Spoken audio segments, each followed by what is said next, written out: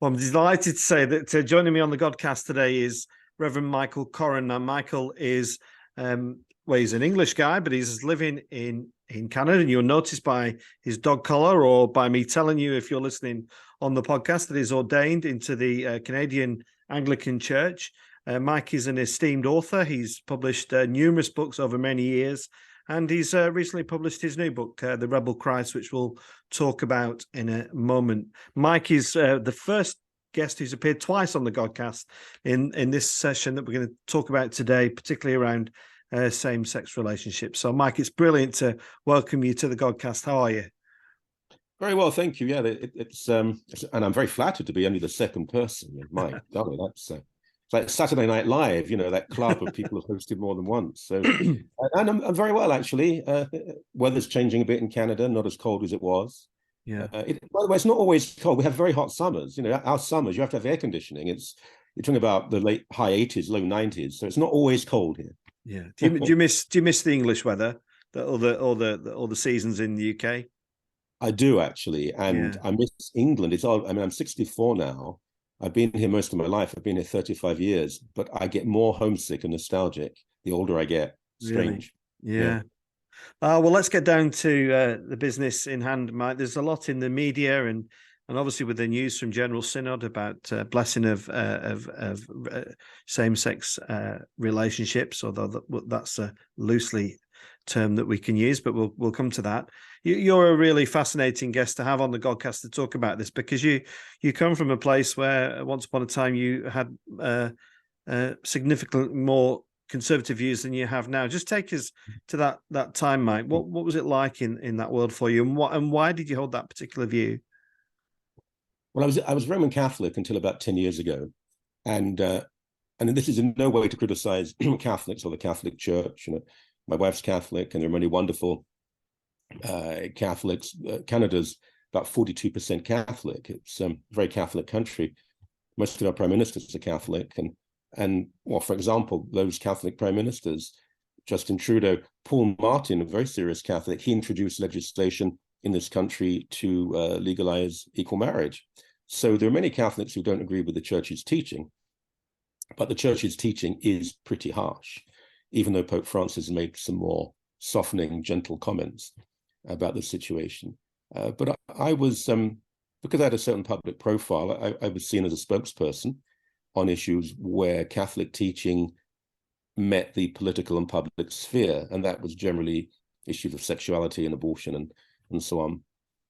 So I argued, not immoderately, I argued for civil union, for legislation to protect gay couples in terms of employment and housing and discrimination. But I said marriage itself was uniquely confined to one man and one woman. So I made those arguments that did convince some people. And because of that, I did more harm. Did more harm than, say, some fundamentalist who just goes on TV to scream about Adam and Eve and Adam and Steve. And those people are easily ignored, discounted. Their views, and also on certain issues, I wasn't conservative. I opposed the Iraq war, against the death penalty, supportive of the welfare state. So it sort of didn't confuse people, but it made it easy. Well, he's actually very progressive on some issues, but on this, maybe we should listen to him. So I did a lot of harm. And then what harm, Mike, when you say you did a lot of harm, was that to the church or was that to people as individuals? Can you just no, to gay people? I did a lot of good. Giving the Catholic argument, I think I did a lot of good in that way. But when I changed my views, long story, but I eventually have had this experience and conversion, and I think it was quite spiritual too. And I began to change my views, and then change more and more. And in the last 10 years, I've met so many people in the gay community, gay Christians in particular, but just gay people in general. And I know how much pain I cause and how much harm, because they would see this person. One guy, he's very well known in Canada as a comic, a very gifted man. And he wrote to me after all this had happened, and he said, I used to hate you. He said, I hated you because you wrote so well, and you wrote a piece about your father when he died that moved me to tears. And I thought, how can this man, who seems to have this compassion and a certain ability, how can you have these views about me and my partner is gay? And but I've met so many who've told me that, and it's been one of the joys of my life that I've managed to change. And changing your mind, it's not just saying, oh, I've changed my mind. If you've caused harm, I think that in Christian terms, I think that there has to be obvious contrition.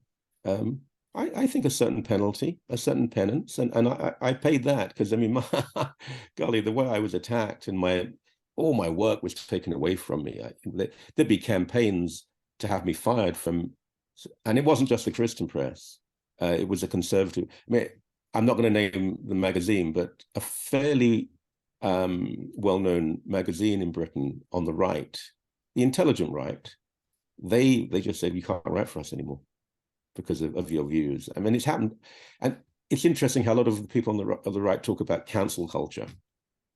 It does exist. And there are people on the left who are very intolerant, but my golly, there are people on the right who are just as bad, if not worse. And they've been playing that game for years. So I changed my views, and gradually I would make this known publicly because I newspaper columns and on TV. And what would happen then is that people in the gay community and more progressive Christians too would write to me and say, wow, thank you, and let's talk about this. And at the same time, people on the right were writing the most appalling, abusive things to me. And they were trolling my children as well. It got nothing to do with my kids. Mm. One of the things it's very interesting because they had to try and understand or justify why I changed my view. So, it's because one of his kids is gay. We have 4 children. Now, as it happens, they're all straight. Sorry and all that, but our 4 kids are all straight. And it wouldn't matter if they weren't, because there is nothing invalid about changing your mind through the experience of a loved one. People say, well, this person changed their view because their child is gay. Yeah, so what? Mm. So your love leads you to look at something anew. That's very beautiful. But in my case, that wasn't, but they went after our daughters in particular. And I saw that world of homophobia. I was a bit naive. For someone who prides himself on being worldly, I was a bit naive. I thought everyone who opposed, not everyone, but most people in the Christian world who opposed equal marriage were actually not bad people. But on this view, they simply had concluded this was what Scripture taught. And indeed, I know people, as I'm sure you do, who are wonderful people, wonderful Christian people, but they simply can't embrace equal marriage. But that's the minority. My experience, which is pretty broad now on this, the vast majority of people I've met who oppose equal marriage, they're not loving, kind people who on this issue simply can't make the change. There's something deeper going on. And golly, I mean, over the years, we're talking about thousands of emails and calls, and it just goes on and on. But the vast majority, it wasn't even theological. They tried to disguise it as theology, or in their own subconsciously, there was a veneer of theology, but it was really just their visceral feelings. And you know what? It's very interesting. It was invariably about men, and it was often involving sex itself. It was never love. Never love. It was always, do you know what these people do?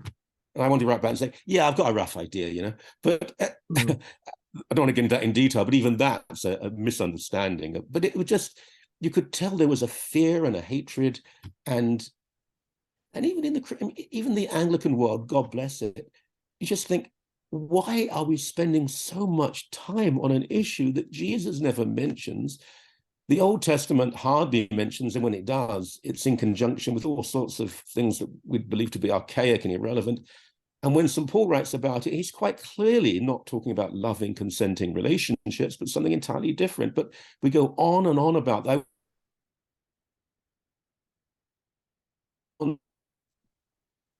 Us to move on. Okay.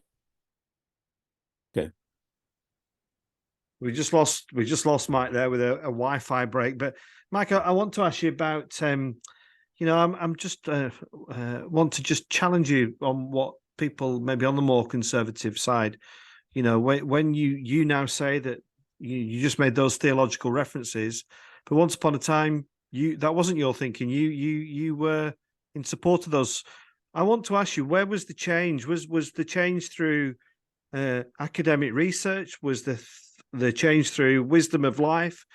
Was the change through the hurt that you described that you gave to others? Did that make you think that maybe I'm barking up the wrong tree here? What was it specifically? That's a very good question, because the scripture came later. It was a couple of incidents that occurred in Canada, well, actually in North America.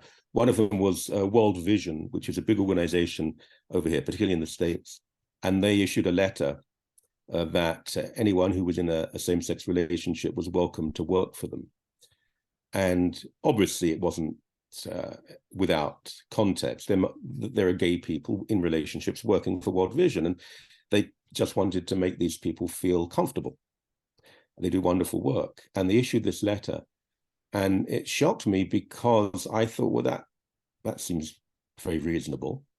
But within hours of it happening, not even days, within hours of this letter, and World Vision is big, you had all these major evangelical organizations saying, well, if that's your view, then we have to reconsider our partnership with you, which is really shorthand for saying we won't give you any more money, which means that kids starving in the developing world will die because you have said that gay people are welcome to work for you. And I thought, this is terrible. I mean, this is awful. And it wasn't just the Franklin Grahams of the world. This is fairly mainstream evangelical churches. And then something else that happened, very similar time frame, actually. And it was our foreign minister at the time, Uganda, which is really ground zero for homophobia in Africa for historical reasons. They were considering even more homophobic legislation, which could have led to gay people being certainly arrested, even executed, just for being gay.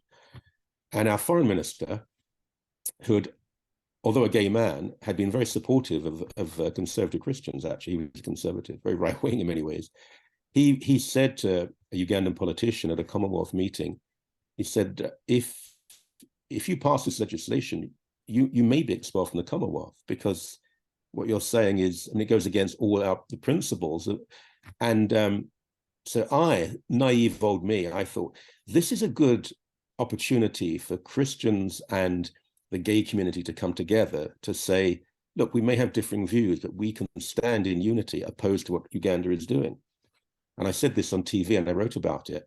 And there was a storm of hatred thrown at me by conservative Christians. And at that point, I invited one of their leaders onto my TV show. I used to have a TV show. And I'll never forget this, because it was quite chilling. I said to her, you cannot support the idea of someone being arrested, maybe even executed because they're born gay. And she said, it would be unwise. It would be unwise. And I looked at her, what am I dealing with here? And it was a very difficult time for me, poor me, but it was a difficult time because it wasn't a breakdown, but it almost, I was unraveling. How can I hold to these views and be a Christian? And so then I began to explore. I'd always read the Bible, but I really began to explore from not even queer theology, just, I think, a different point. It's as though suddenly you get your eyes tested and you get a new pair of glasses and you realize, oh, I really couldn't see that world, could I? You don't know it because you think that's just what vision is like. And things began to look different. And I met with various gay Christians. I read all sorts of people, and not radical, just through their life experience. So it was a combination. And as you say, it was prayer, it was scripture, it was life experience, meeting various people. And then the beauty that I saw, people who had stayed in the church as gay men and women who stayed in churches that often had treated them terribly. And I thought that you are remarkable. You really are. I think that as well. I mean, there are gay people who I know working in the church, and I have the utmost respect that they do that. Mike, I want to ask you about something that troubles me about this people who hold a very conservative position, whether you think it is it is the result of indoctrination. This is what you have to believe, and the consequences of you not believing this, or somebody like yourself who stepped away from a particular position, is the eschatology. The escape plan is only one place you are going. It troubles me quite a lot, and I don't think it gets talked about an awful lot. But I want to challenge people with a conservative mindset, saying what you have been told to believe doesn't necessarily have to be what you believe. You've got a beautiful mind that's been given, a God-given talent that's being given to you. I want you to explore that yourselves. Am I misguided in that? I just wondered what your thoughts were. No, I think it's very perceptive. And if the Gospels tell us anything, if Jesus tells us anything, it is you have to challenge yourself to an incredibly uncomfortable degree. I mean, the idea that an occupying Roman soldier taps you on the side of the leg, and that means you have to carry his bag, say, 500 yards. And this man says to you, carry 1,000 instead. What? Everything I am, everything about me hates these people, and you want me to do that? And it's turning the world upside down. It's such a radical departure. It's so disturbing. I mean, that's what the Gospels are. It's not the status quo. I don't get into party politics on this, but they're certainly not conservative in any way. They're challenging us in everything we do. And people have been brought up to have certain views about sexuality. Many of them have changed. It wasn't that long ago that divorce, my parents, God bless them, they would whisper things. They would say, I think they're living together. Now, this was only in what we're talking about here, the 60s, the early 70s. That's what they would whisper it, as though, living together, not married. Well, it's not an issue anymore. Until 1930, the Anglican Church was opposed to contraception.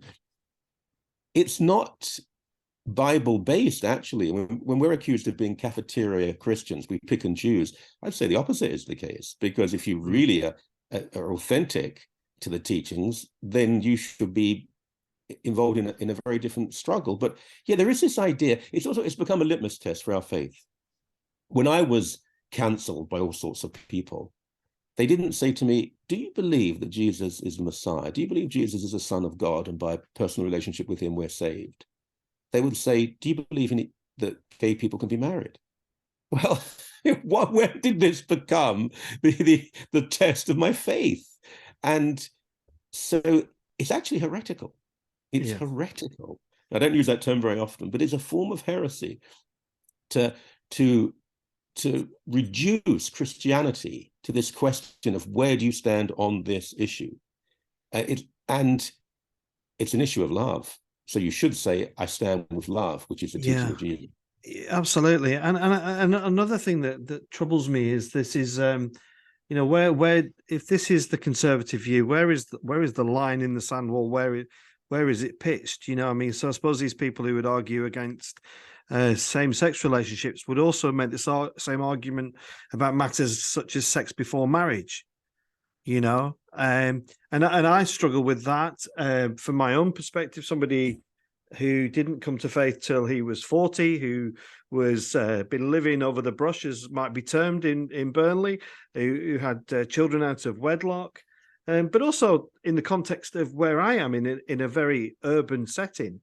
I tease some of my friends saying, you'll struggle to find a virgin in Burnley, which is not the truth. But the environment that we are is, we have a lot of people who are living together, who have been through various different relationships. This romantic notion that that they're all going to save themselves till marriage is a little bit extravagant and a bit difficult for me to get my head around. I just wonder what you thought about that, Mike. Well, it always has been. I had my family tree traced, my mum's side, and the person who did it said, I should let you know that your uncle was born quite clearly, Dave and Bertha, living in Whitechapel in the East End of London, had not been saving themselves for marriage. And they lived about 3 doors away from each other. Very poor Whitechapel in the 1920s, I suppose, and early 30s. And so at that point, they got married, because then you did. boy, Dave, I'm pregnant. All right, get married then. So that's what you did. But I just don't see these as being major issues. It's how you treat people. I mean, a friend of mine, when he went for one of the interviews to be ordained, and they said, "You're gay," and he said, "It's one of the things I am." Well, our sex, our sexuality, it's one of the things we are. It's not the most defining factor. We are many, and we're made by God, complex and nuanced, and again, it's very reductive to say this is all that you are. And I mean, there are people on the left who do this too, and I disagree with that, but that's not where the argument is. And we have to be realistic and practical, and it's not about finding perfection, it's about improving. And we do that gradually. And as I get older, I reflect more on the way I've behaved over the years. And sometimes I sit there and I just sort of cringe in guilt for the things I've done. And it's generally been how I've treated people. It's not about my sex life, as boring as that is. It's really how I've treated people. It hasn't been that bad, but I've failed many times over the years. But it's also very convenient for people to judge others about their sexuality, because they can say, well, I'm not like that. Because for most people, for a straight person, I'm okay, I'm straight. No, you're not okay. You might be straight. That doesn't mean you're okay or not. How do you treat people? How loving are you? How sacrificial are you? How do you change the world? How do you try and lead a Christian life? But the years ago, politicians, whenever they were running for office, and they would say so-and-so is married with, and it was really code for saying they were straight. And I remember Peter Tatchell, who I've met, who I think is an extraordinary man. I remember when he ran, this is years ago now, for the Labour Party, and the level of homophobia thrown at him, but also by people in the Labour Party, people on the left, but mainly not. We've changed radically over the years. We can change more and more. And look, I think it's inevitable. I mean, those people who say, well, we're in the majority in the church, we oppose this. You're not in the majority, but even if you were, that's not going to last. I guarantee you, in Africa too, generationally, and new people, younger people simply don't hold to those views anymore, because they're not rooted in theology. They're rooted in culture. I could say they're rooted in prejudice, but if I'm being kind about it, I'll say they're rooted in culture. Every culture. I think homophobia, discrimination has been rooted in all modern cultures to one extent or another, but people are moving on. Yeah. And something I want to ask Mike is, because I mean, we're as we record this, we're barely a week on the other side of General Synod, and if you took your theological kind of future landscape from Twitter, it would appear that everybody in a conservative position is kind of ready to pack up their bags and move on and move away from the Anglican Church.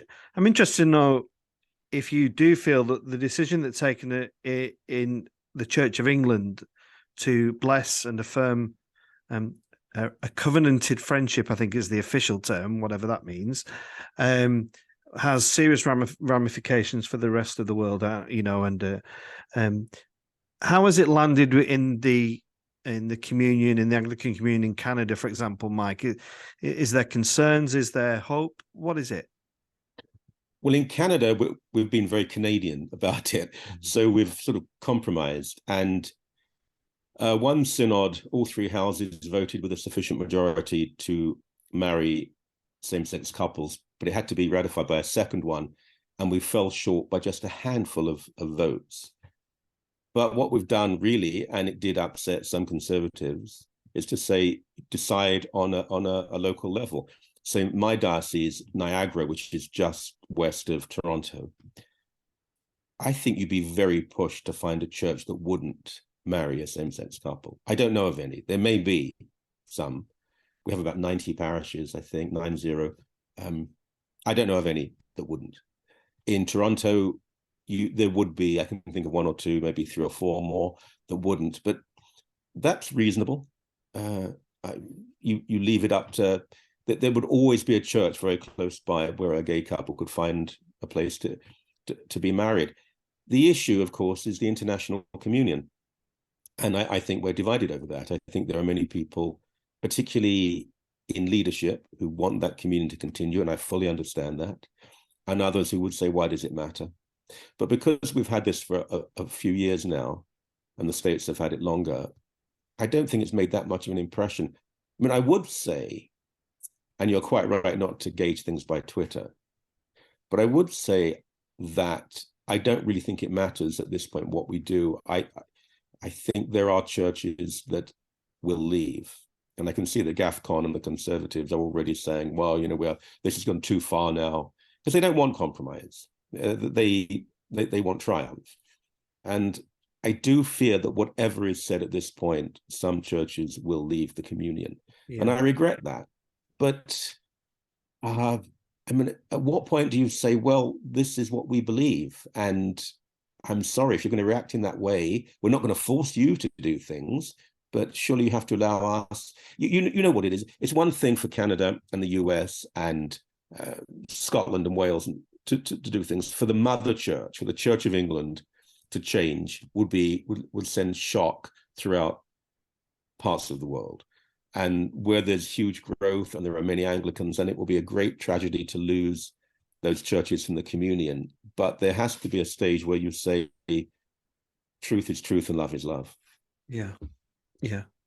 One of my concerns, Mike, and I don't know what your thoughts are on this, is what I see as the devastating impact this has on the overall mission of the church. It's just kind of, for every couple of steps you try and make, calling out matters of social injustice which are passionate to my heart, there's somebody kind of knocking you back with her horror story and a personal expression of disgrace or distrust in the church for wanting to bless a same-sex union.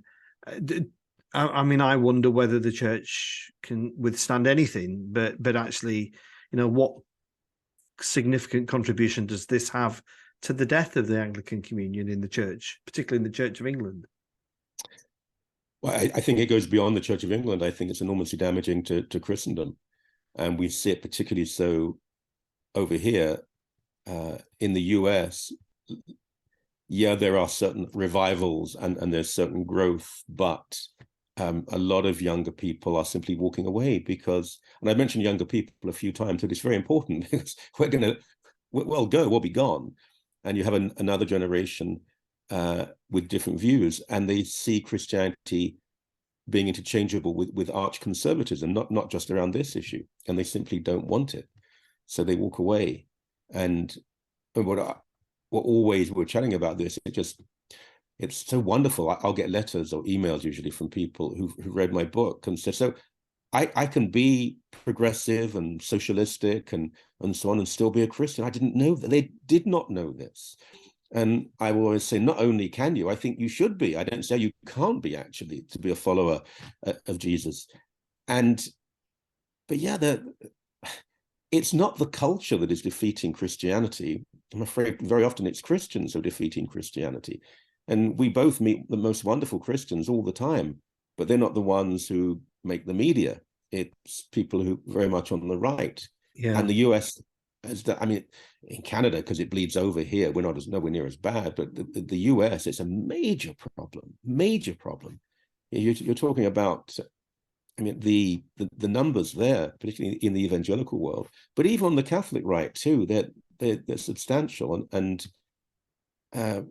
we have an issue here outside of Toronto where a big mega church is in enormous trouble because of personal scandal. And won't go into details, but it's worrying. And people have said, you see, this is what destroys churches. Well, you know what? Yeah, it does to a degree, but there's a bigger issue than just someone going terribly wrong. It's what are you really preaching and teaching? And when you do, years ago, I'm not that old, about 7 years ago, we have our Socialist Party here has a think tank, and they asked me to speak at their conference on the social gospel. And I walked in, and the room was packed. And the person before me, I mean, God forgive me, but I thought it was a bit of a caricature of someone on the left. It was sort of, I'm so guilty for being here. And it just wasn't my sort of thing. I'm an Essex boy, and I cannot be bothered with that. Anyway, and she was going on about how guilty she was because of who she, and I thought, I shouldn't be here. This is not going to be good. And I just let them have it for 40 minutes about the teachings of Jesus. And at the end, everyone stood up and clapped. It was one of those wow moments in my life. These were people on the front end. It was in Alberta, Western Canada, fighting against conservatism on the left, the socialist left, and they just loved what I had to say. That there are so many people eager, hungry for Christianity, but we have to remind them, tell them, for the first time, it's not just a cover for being conservative on issues of marriage and reproductive rights and war, and it's not. That's the very opposite of that. And when you tell them that, it's not that everyone is searching for faith, but a lot of people do have a bit of a gap in their life.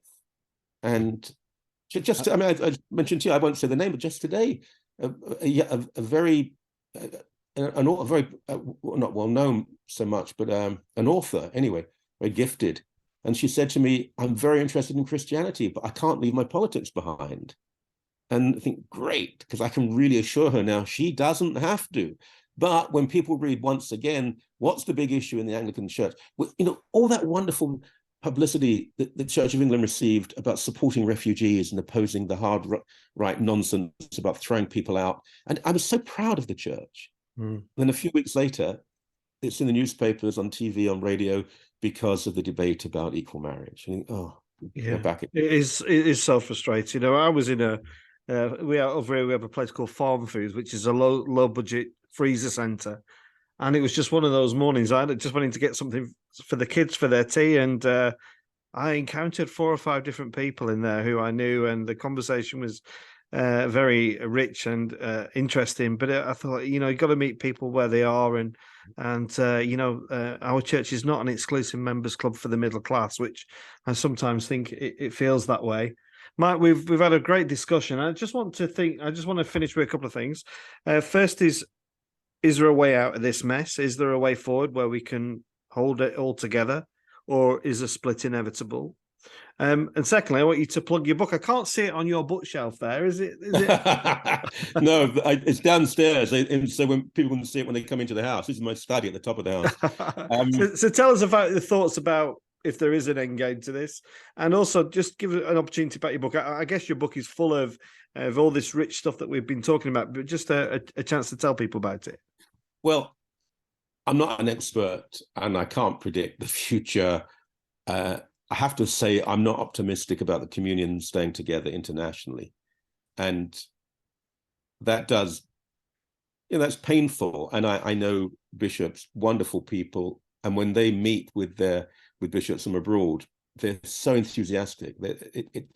And when they met in Canterbury recently, they were so, I know my bishop, she said, it was just marvelous meeting people with such different experiences. And it is worth preserving. It is, but I don't know if it can be preserved, because even now you can see the compromised position of the English church doesn't appear to be compromised to many other churches. They think it's selling out.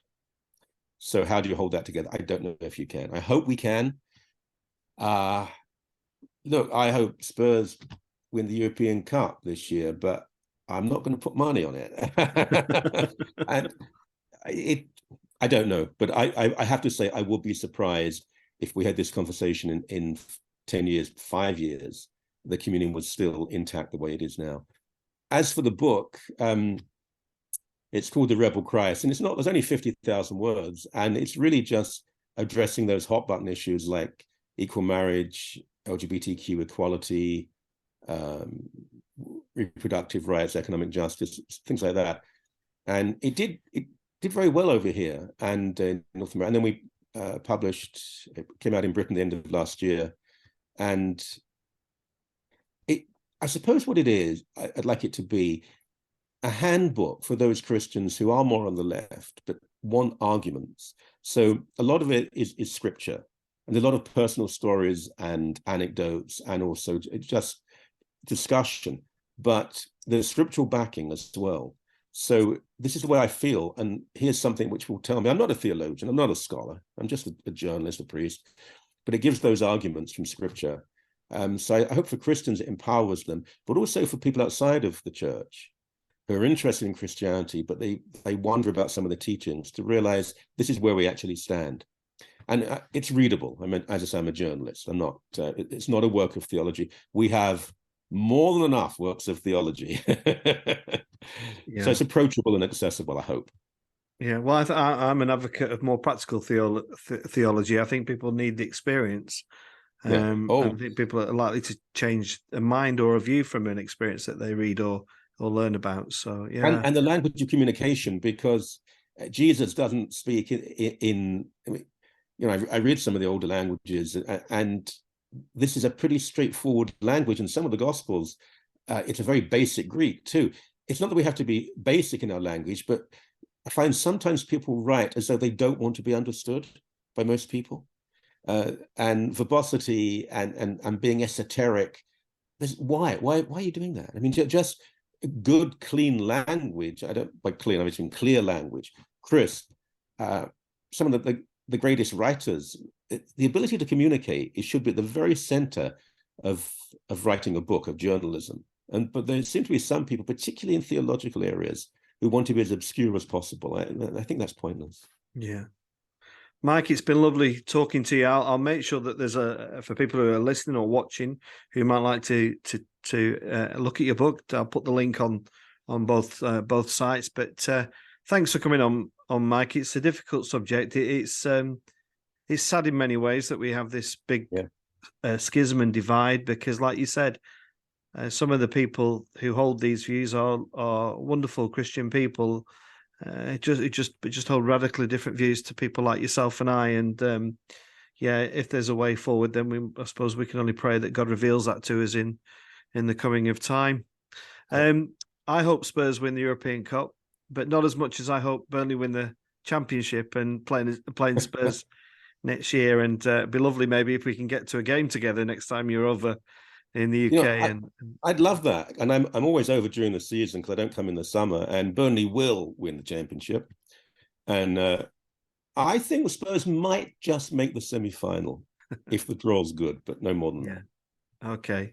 Well, we send our love to you from England. I know it's your homeland and you clearly miss it very much, but thanks so much for coming on the Godcast again, Mike, and we'll catch up soon. It's a great pleasure. Thank you.